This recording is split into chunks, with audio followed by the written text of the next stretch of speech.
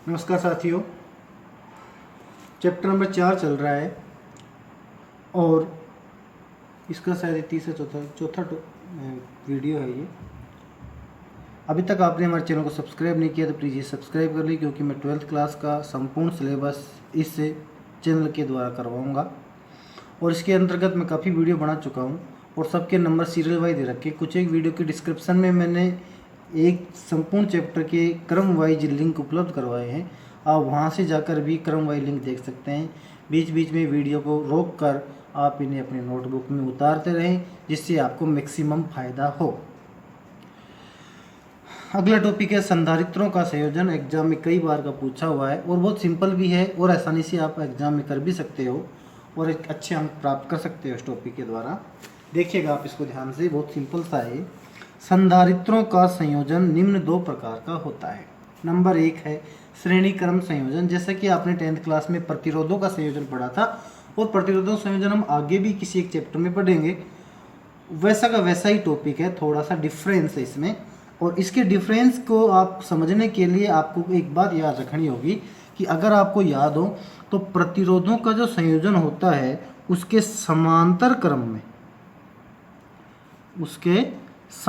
क्रम में बोलो क्या नियत रहता है? सीधी सी बात है, विभव नियत रहता है। क्यों? क्योंकि घरों में जो बिजली की फिटिंग करते हैं वो समांतर क्रम में करते हैं और ऐसा इसलिए करते हैं क्योंकि इस क्रम की वजह से सभी इंस्ट्रूमेंटों को समान वोल्टेज प्राप्त होती है। इसलिए समांतर क्रम में विभव नियत रहता है और श्रेणी क्रम में कौन नियत रहता है? श्रेणी क्रम में धारा नियत रहती है।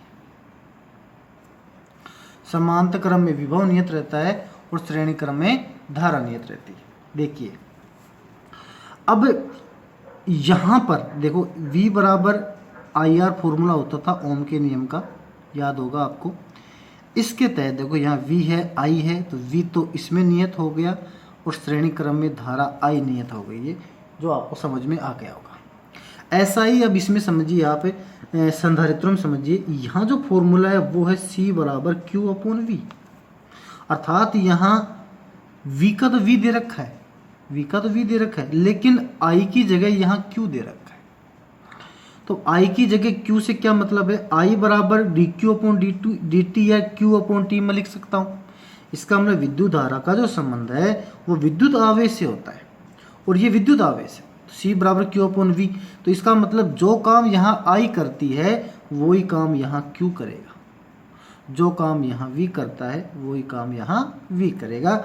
तो इसके श्रेणी में, बोलो, इसके श्रेणी में धारा नियत थी तो इसके श्रेणी में आवेश Q नियत है और इसके समांतर में विभव V नियत है। दोनों का सेम है। समझ में आ गया होगा आपके? तो देखो अब इसके आधार पर आपको ये पता लग ही गया कि श्रेणीक्रम संयोजन में क्या नियत रहता है। श्रेणीक्रम संयोजन में आवेश Q नियत रहता है। इसके आधार पर डेफिनेशन बन जाएगी। देखिएगा आप कि संधारित्रों का ऐसा संयोजन जिसमें सभी संधारित्रों पर आवेश का मान नियत हो, संधारित्रों का श्रेणीक्रम संयोजन कहलाता है। बस इससे स्पष्ट हो गया कि ऐसा संयोजन जिसमें सभी संधारित्रों पर आवेश Q का मान क्या हो? नियत हो, क्या कहलाएगा? श्रेणीक्रम संयोजन कहलाएगा। तो ये देखिएगा 3 संधारित्र मेरे पास, A है, B है, C है। इन तीनों को मैं श्रेणी क्रम में जोड़ रहा हूँ और यहाँ ये बैटरी लगी हुई है इस दोनों सिरों के बीच में, जिसका वोल्टेज V है। और इस परिपथ में चूंकि धारा I नियत होती है श्रेणी क्रम में, हम सब जानते हैं, इस वजह से धारा I इन दोनों में दिखाई है। इसके अलावा आपको मैंने बता दिया था पहले कि श्रेणी क्रम संयोजन में Q क्या रहता है? नियत। इस Q के नियत रहने के कारण ही मैंने यहाँ पर Q और Q लिख दिया है। जब Q नियत है तो V नियत नहीं रहेगा, इसलिए यहाँ V1 है, V2 है और V3 है। अब चूंकि 3 अलग अलग संधारित्र हैं तो इनकी धारिताएं भी अलग अलग रहेंगी, इसलिए C1 है, C2 और C3 है। आगे देखिए, मैं ये सब बात लिख रखी। माना 3 संधारित्र A, B तथा C हैं, जिनकी धारिता क्रम से C1, C2 तथा C3 है, जिन पर विभव क्रम से V1, V2 तथा V3 है। तीनों संधारित्रों पर आवेश एक समान कैपिटल Q है। तब यदि इन संधारित्रों पर विभव V की बैटरी आरोपित हो तो कुल विभव होगा V बराबर V1 plus V2 plus V3, समीकरण नंबर 1। क्लियर? क्योंकि वहाँ विभव अलग अलग था तो विभव को जोड़ दो, अगले वाले टॉपिक में आवेश अलग अलग रहेगा, उस आवेश को जोड़ देंगे। बस ये याद रखना आपको, वहाँ अलग अलग क्या था चित्र में, V अलग अलग था तो तीनों को जोड़ दो। अगले वाले समांतर क्रम संयोजन में आवेश अलग अलग रहेगा तो वहाँ लिख देंगे हम Q बराबर Q1 plus Q2 plus Q3। Clear? C बराबर Q अपॉन V होता है, हमें चूंकि V चाहिए तो V बराबर Q अपॉन C हो गया, ये यहाँ रख दीजिए। प्रथम संधारित्र के लिए V1 बराबर Q अपॉन C1। आप कहोगे यहाँ Q1 क्यों नहीं लिखा, क्योंकि प्रथम संधारित्र पर भी Q आवेश था, द्वितीय पर भी Q था और तृतीय पर भी Q था। इस वजह से V1 बराबर Q अपॉन C1, V2 बराबर Q अपॉन C2 और V3 बराबर Q अपॉन C3। ये जो समीकरण है कौन सा, 2, 3, 4 और 5, इन सब की वैल्यू इस समीकरण 1 में हम रख देंगे तो ये लाइन तैयार हो जाएगी। Q अपॉन C बराबर Q upon C1 plus Q upon C2 और Q अपॉन C3, 1/C बराबर 1/C1, 1/C2 और 1/C3। यदि संधारित्र श्रेणी क्रम में जुड़े हों तो 1/C बराबर C1, 1/C1 plus 1/C2 plus 1/C3 dot dot dot 1/CN। ये हो गया श्रेणी क्रम से। इसके साथ एक नोट भी लिख रखा है, उसको देख लो आप कि श्रेणी क्रम संयोजन में तुल्य धारिता का मान सभी संधारित्रों की धारिताओं के मान से कम प्राप्त होता है। क्यों कम प्राप्त होता है इसका रीजन मैं आपको बाद में समझा दूंगा। श्रेणी क्रम संयोजन में सभी संधारित्रों पर आवेश का मान समान होता है, Q1 अनुपात Q2 अनुपात Q3 बराबर 1:1:1। ऐसा कि मैंने आपको इसमें लिखवा दिया था कि तीनों पर Q, Q और Q ही आवेश रहेगा, इसलिए सेम 1:1:1 है।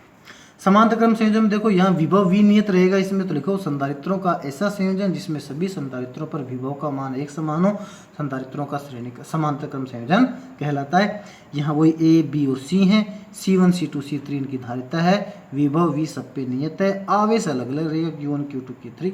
तो देखिएगा यहाँ विभव V की बैटरी लगा रखी है, वही बात सब कुछ लिख रखा है। यहाँ पे लिखा आपकी बार अलग अलग Q1, Q2, Q3 था तो तीनों को जोड़ दिया है, Q बराबर Q1 plus Q2 plus Q3। C बराबर Q अपॉन V होता है तो Q बराबर हो गया CV। ये वैल्यू यहाँ रख दीजिए आप। प्रथम के लिए Q1 बराबर C1V, द्वितीय के लिए Q2 बराबर C2V और तृतीय के लिए Q3 बराबर C3V। ये 2 और 3 की जो वैल्यू है ये समीकरण 1 में रख दें। यहाँ आप तृतीय लिख दें, तृतीय संधारित्र के लिए, और यहाँ आप तृतीय संधारित्र के लिए। समीकरण 2 व 3 का मान समीकरण 1 में रखने पर CV बराबर ये हो जाएगा, V से V कट जाएगा, C बराबर C1 plus C2 plus C3 और अगर n संधारित्र जुड़े हो तो ये n हो गया है। आगे देखिएगा नोट में, समांतर संधारित्रों के समांतर क्रम संयोजन में तुल्य धारिता का मान सभी धारिताओं के योग से अधिक प्राप्त होता है। इसको ऐसे समझो आप, अगर मान लीजिए C1 का मान 1 माइक्रोफैरड है, C2 का 2 माइक्रोफैरड है, C3 का 3 माइक्रोफैरड है, और फिर अगर इसको हम समांतर क्रम में जोड़ लें तो 1 और 2 प्लस 3 कितने हो जाएंगे, 6 माइक्रोफैरड हो जाएगा। तो जो 6 माइक्रोफैरड हुआ वो इससे भी बड़ा है, C3 से बड़ा है, C2 से बड़ा है और C1 से बड़ा है। इस आधार पर ये लाइन तैयार होती है कि संधारित्रों के समांतर क्रम संयोजन में सभी संधारित्रों की तुल्य धारिता का मान उसमें लगी धारिताओं के मान से अधिक प्राप्त होता है। अब चूंकि इसमें विभव V नियत रहता है इसलिए V1, V2, V3 का मान 1:1:1 होगा। वहाँ Q1 अनुपात Q2 अनुपात Q3 का मान 1:1:1 था। फिर भी अगर आपको ये चीज़ समझ में नहीं आई हो कि किसमें क्या अधिक प्राप्त होता है तो आप मुझे कमेंट सेक्शन में पूछ सकते हैं, मैं अगले वीडियो में इसको और अच्छे से क्लियर कर दूंगा। तब तक के लिए बाय बाय।